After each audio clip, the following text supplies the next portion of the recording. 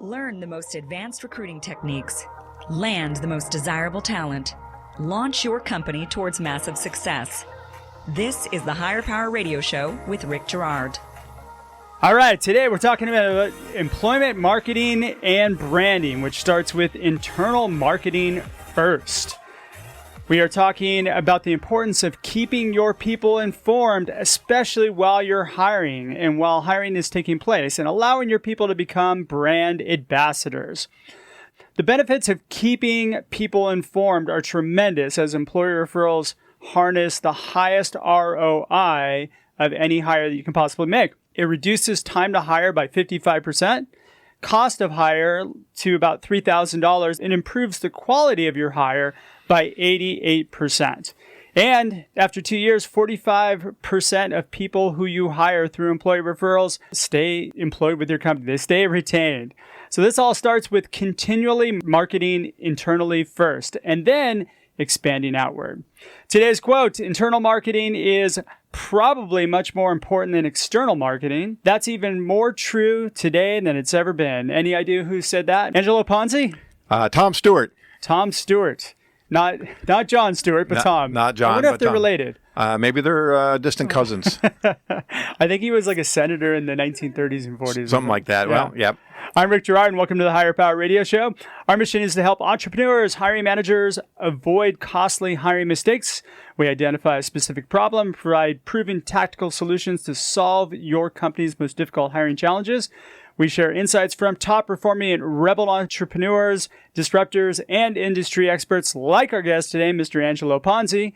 He's the founder and president of the Ponzi Group. Angelo is a marketing and branding strategist that works with small to mid-sized companies as their fractional chief marketing officer in defining market opportunities, developing competitive profiles, audience personas, brand alignment, and strategies to strategic, integrated marketing plans that help businesses compete in an ever-changing marketplace. That's a big, long sentence. It is a mouthful, I think. He focuses on 3 strategic pillars for success: insights, brand, and plan to develop effective and efficient programs for building enduring brands and sustainable business growth. Side note, he's also the host of Business Growth Cafe that's actually on after this show. So, Angelo, welcome to the Higher Power Radio Show today. Thank you very much. It's always a pleasure being here. Obviously, we're associated with each other, and every Tuesday we do a flip-flop. As you're leaving, I'm coming in, so it's always exciting, and sometimes I'm sitting down in the parking lot waiting to go, listening to your show, so I'm really honored to be on it. That makes me happy. Yeah, absolutely. We usually just high-five as I'm walking out, and you're walking in. Yeah, usually, but I do sit, when I'm down there early, sometimes I sit and listen. Get me in the mood, get me fired up and ready to go. That's what I'm trying to do today. All right, today we're going to cover employment marketing or internal marketing for employment branding. We're going to talk about what it is and why it's important, and then we're going to teach you how to structure a solid marketing campaign that deploys internal marketing first. Sound fun? Hey, I'm ready to play. All right, let's do it, baby. All right, so what is employment or internal marketing? Let's talk a little bit about that. Yeah, so many times with the companies that I deal with, we always focus as a marketing guy, we're always looking at how do we reach customers, how do we sell more products and services. But so many times we forget, and I use the category, the broad we, if you will, we forget about the people inside the organization. A fact, I have literally walked down the halls and started talking to employees and said, hey, how do you like the new campaign that's going on? And they say, we have no idea what you're talking about. And so they're really focused on their jobs and who they are and that particular function, but they don't really disconnected from the rest of the organization. I was working with a client last year, and as we were talking about sales and marketing programs, in the room were operations and shipping and HR and accounting. And I tried to explain to everybody that we are so integrated. If we're successful, and we were successful, we impact shipping. Right now, there's more products to ship. We got to do, inventory. We need more products inventory. Accounting's got more work. HR's got to hire more people. So there's a symbiotic relationship internally, but companies miss the mark to educate their employees about what's going on, about the brand themselves. Yeah, I encourage you as listeners, ask your employees what they really know about your business. And a survey that I did last year, I asked CEOs of companies, do your clients, would they recommend you? The answer was yes. Do they understand your products? Yes. Do they understand all of the products that you sell or just the ones that they buy? And their answer was, well, just the ones they buy. So they had no idea. So if your clients have no idea about all the stuff about your brand, you can't expect your employees to too. And that's where it really becomes important to focus to make sure you've got all your employees, as you mentioned, brand ambassador, that everybody's firing on the same cylinders or all on the same plate as far as what the communications message is out to their audiences. I go into companies as well, and I talk to them about hiring. And what's interesting is that 9 times out of 10, most of the employees don't know what the company's hiring for. They don't have those internal discussions as much as they should. That's really important because those are your best source of people. Mm-hmm. So why is it important? I mean, I look at it as it improves employee engagement. Oh, absolutely. I mean, if I know as an employee about all the different departments about the brand and I can speak really strong to it, then I also know the types of people that would fit, not just my friend that's looking for a job, right? I know right off the bat that person's not going to be the right for that company because I understand the culture. And so I think that's where that education comes into making sure that everybody understands. It also really boosts morale because there's an understanding of what's going on. They feel more part of the organization. And that's essential, right? Because you want people working on your business as much as in the business to making sure that we're all moving in the same direction. Absolutely. So what are the big challenges that you see when companies are, in particular with hiring or internal marketing? It seems to me like sometimes they just focus in completely external on their marketing. Well, that's where the money comes from, right? It's the employees aren't necessarily, the employees are generating the money, right? Because you can't have a business without employees. Sure. I don't care. You could have the greatest product, the greatest service in the world, but if you have any employees to make that all happen, then you don't have a business. Sure. So from that standpoint, they are really important. And we could probably get into tons of statistics to talk about employee retention and all those different factors that are really important. But I think the biggest challenge when it comes to setting up an internal marketing program is it has to start at the top. It's much like doing customer persona or customer centricity, customer first strategy. It starts at the top. Same thing with an employee program or an internal marketing program. It has to start from the top. There has to be a champion. So many times I've seen when we actually do internal programs, they hand it to one of the marketing guys or one of the HR people, and they're really not geared up to fulfill that because that's not their daily job. So is that the job of the C-suite? Well, CEO, I think it has to start COO? up there. It has to make sure that information is being filtered down and empowering somebody, and I don't care what the level is to making sure that it gets implemented. They don't have to physically do it. They have to take command and control to make sure that, just like anything else, that we're meeting deadlines and milestones and accomplishing this objective. So they need to be the champion of it. Somebody needs to be the champion. I prefer it's in the C-suite because I think it's important. If you got 5 people in your organization, it's easy to talk to them, right? But if you've got 50, 100, 200, 300, then it gets a little out of hand. I tell a story about an agency owner from years ago, and every month he got all the employees together and he called it the state of the state. And I always use that as kind of my benchmark. And he would talk about new wins, losses, how we were doing, profitability of the agency. Yeah, when you walked into out of that meeting, you had a sense of where the agency stood in the marketplace, about all the great things we were doing, and you felt proud to be there and empowered to be there versus somebody just walking down the hallway that has no idea except I'm the accounting manager. You're listening to the Higher Power Radio Show. I'm your host, Rick Girard. For our podcast listeners, we're going to take a quick educational moment from our An education moment from our sponsors. Find out how healing a person's pain points attracts amazing people to your company. Sign up for our passive talent workshops at stridesearch.com. Today, our guest is Angelo Ponzi. He's the founder and president of the Ponzi Group.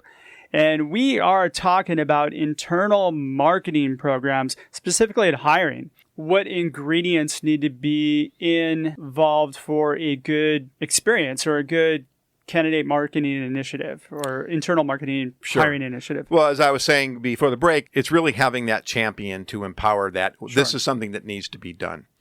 And then just like an external marketing program, we have to look at the channels of communication that can reach out. Now, I love starting off these programs with an internal employee survey to understand what they know about the organization, any issues that they might have, the positive aspects. So really it comes from a base. So they automatically see input into the plan that they might have put into the survey. Mm-hmm. So right away, there's ownership. And to me, that becomes very important versus something that's being dictated versus having that ownership. And then structuring, what are those pieces? So example, one of the clients that I worked on a program for a few years ago, every month we had a 30-second to a minute message from the CEO. He literally used his computer camera and just taped a little message, gave the highlights of what was going on. And then the real details came from the different managers within the departments. And so this thing filtered down to make sure that the departments, everybody in the departments were sharing the same information. It wasn't like marketing was getting one, accounting was getting one, and shipping was getting a different message. They were all getting the same, but they structured it so that information could filter down so it wasn't the CEO that was responsible. So Angelo, let's say I'm a small company. Let's say I'm 20, 30 people, right? We're just getting started. We've gotten a Series A round. I mean, this is, I think, when it's most critical to take advantage of this sort of initiative, right? Well, and if it's being driven by, say, a CEO, what might they need to be aware of in order for them to be able to really make sure that they're getting access to the best people? Understanding what you're, so as far as from a talent acquisition standpoint, I mean, what are you truly looking for? And we've talked about this before. I mean, everything from the job descriptions to laying out the details, making it more of a workable or a marketing document as opposed to just a list of bullet points that you're trying to fulfill, because ultimately that doesn't truly get into who that individual is. Right, and I think I'm probably preaching to the choir, and you're nodding your head up and down. If you're listening to radio, he's nodding and saying, "Yeah, give me some thumbs up." I say that sometimes, every show. Yeah, like every show. So it becomes really important that those factors are really weighed in there. And I think when the organization is small, that is absolutely the time. Where everybody's busy working in their business, and I talk about a lot of that on my show. But you've got to step back and look about working on. And part of that working on is to making sure that your employees have an understanding of the organization, the messages you're trying to put out there, and what everybody else is doing, right? Because we're not working in silos. I worked in the advertising business for a long time, and there were a lot of silos. And so many times, the people in the marketing group and the client services, we had no idea what the other groups were doing because we didn't talk to each other until it became time to pass off the information into the next level of work. And I always found that very disruptive in what was going on. And I think that's part of it. If we don't have that strong platform for communications internally to making sure we're all on the same, base of information, it becomes very disruptive to the organization. At that small of a company too, there's some alignment between HR and marketing. The only time they ever cross over is when the marketing needs to hire somebody. Exactly. The other thing that I find is really interesting is that a lot of the content that goes out for job descriptions and all, that's all written by HR and recruiting. Don't you want a marketing message plugged into that? Well, I think, and this is a great topic that you brought up, because so many times when the job descriptions are being developed, they are coming out of HR. They're not being developed by the departments themselves. Yeah. I think I told you a story once about a talent acquisition group that as a chief strategy officer, I was actually overseeing.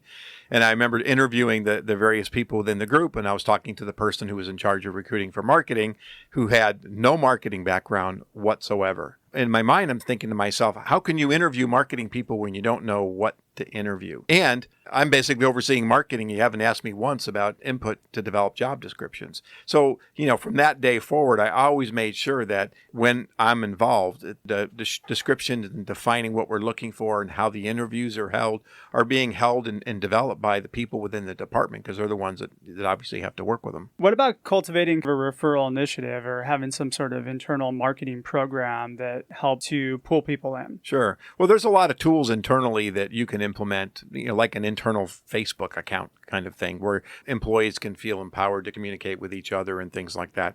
But again, if people know what the company is truly about, it elevates their ability to look and to talk about other talent that they may know, and also be able to communicate as a brand ambassador, if you will, to get those people interested in wanting to apply for the position.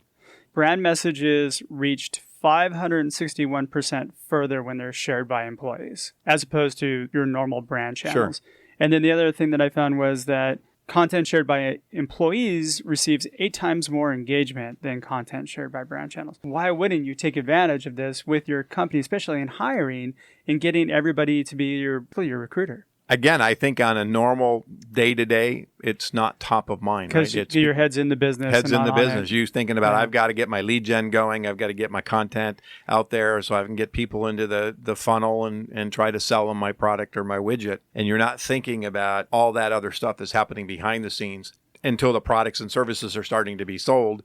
And then all of a sudden, the people that are doing the job don't understand all the repercussions. And so that's why I'm saying if it could be a base of a platform that all organizations start, big or small, and championing somebody to really take charge of that and think it through, because there's a lot of simple ways. I mean, we use email, we got internal chat, we got internal text as a way to communicate internally.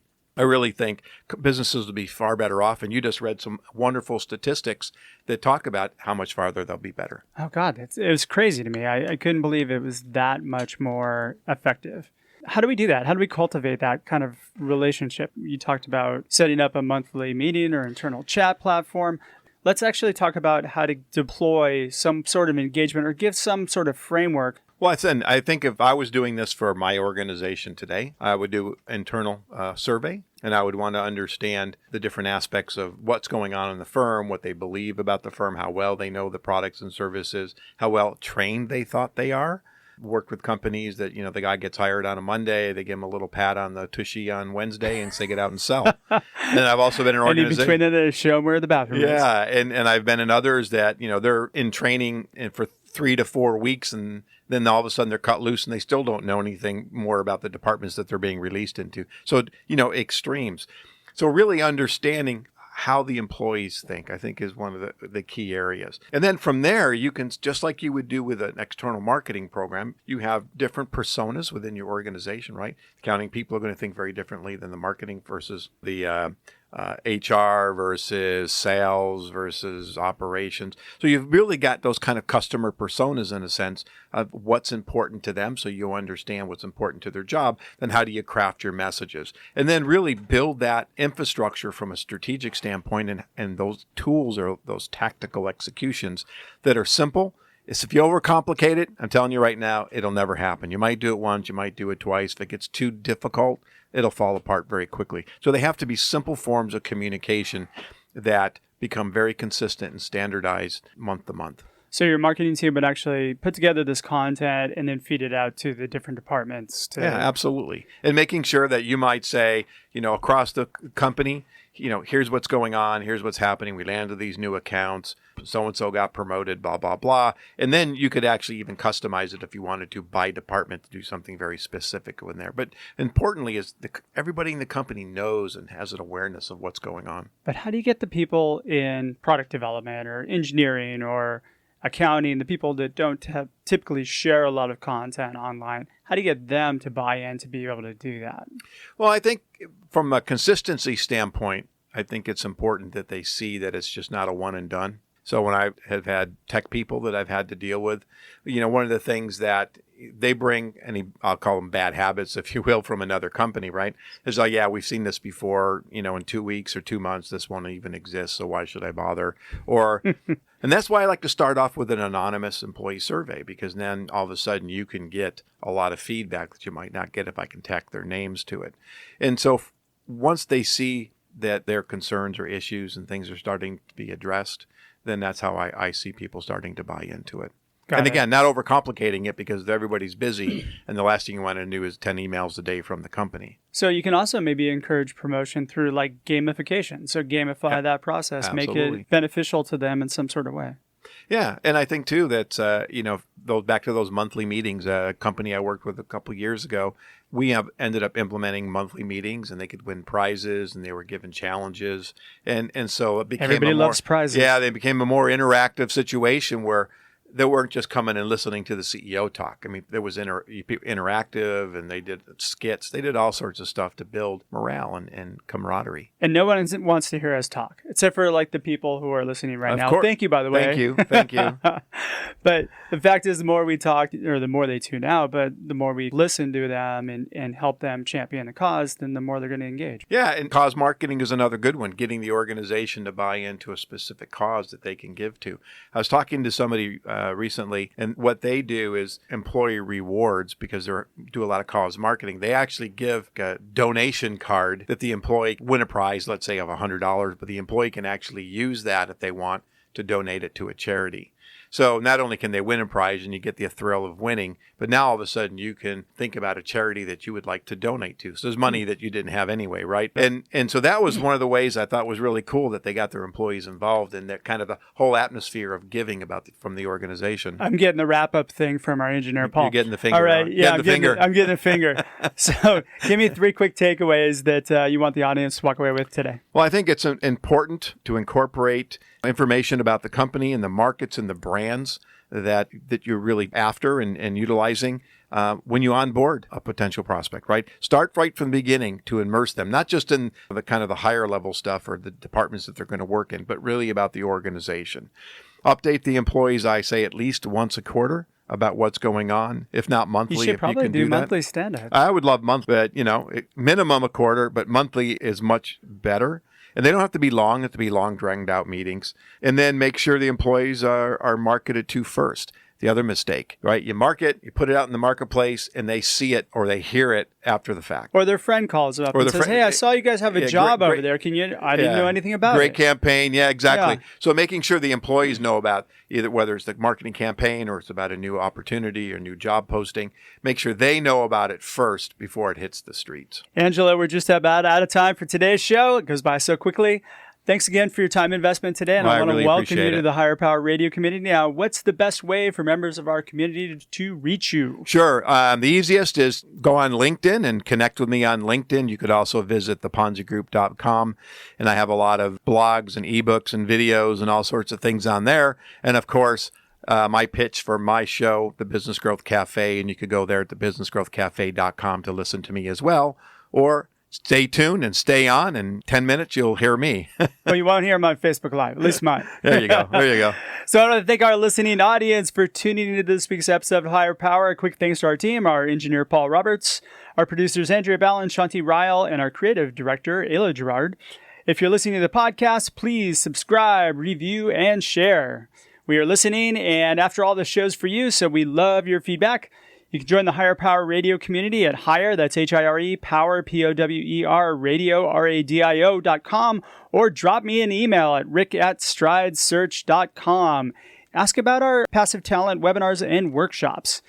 Tune in next week. Our guest is going to be Olivia Melman. Olivia is the Manager of Recruiting Operations for DigitalOcean. I'm your host, Rick Gerard, and you have been listening to the Higher Power Radio Show. Aloha. Thank you for listening to Higher Power with Rick Gerard on OC Talk Radio.